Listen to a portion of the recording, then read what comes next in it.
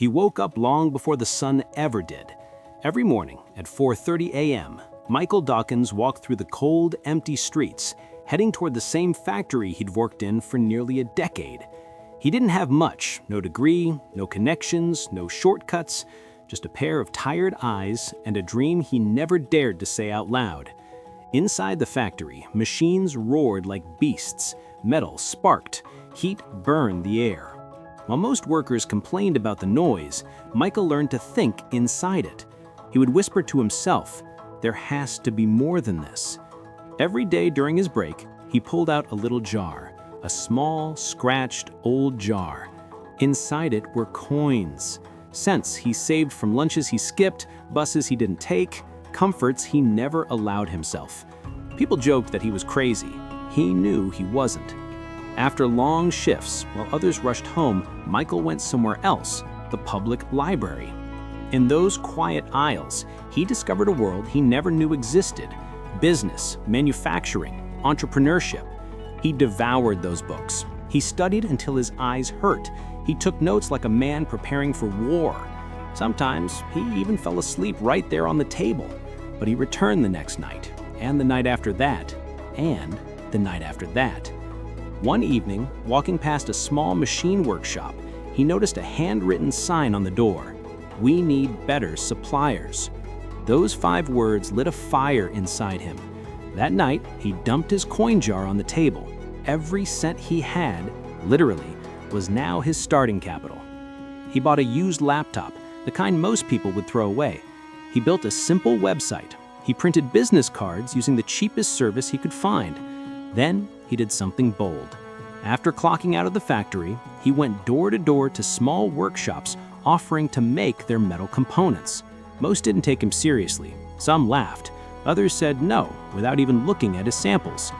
But one owner paused. He inspected Michael's work. He nodded slowly, and he said 6 words that changed everything. "Can you make 300 more?" Michael didn't hesitate. He said yes, even though he had no equipment, no workspace, no team.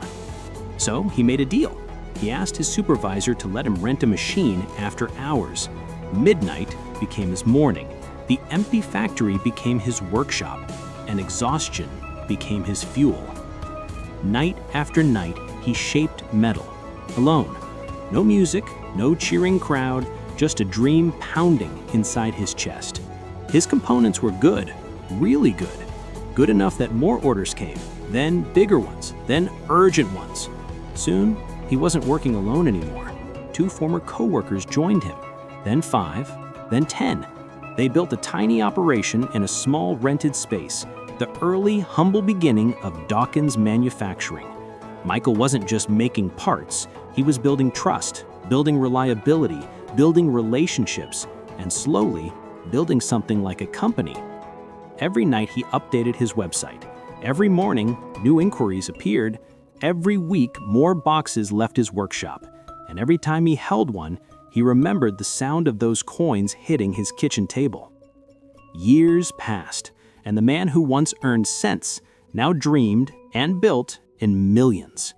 Michael built something real, something strong, something worthy of pride. But he never forgot where he came from.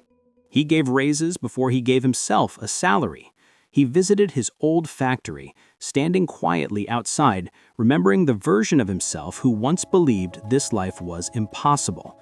And then, one golden afternoon, something happened that would have seemed ridiculous a decade earlier.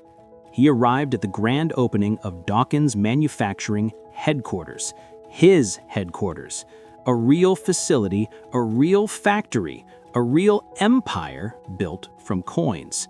He walked the floor, greeted by workers who believed in him. He inspected products that now shipped across the country. He stood in his office, a clean, modern space overlooking everything he built. On his desk sat that same jar of coins, the same jar that started it all. Michael picked it up, held it in his hands, and smiled. Because he knew something most people never learn. It's not the amount you start with, it's the belief that you can start at all. And the man who once earned cents now dreamed and built in millions.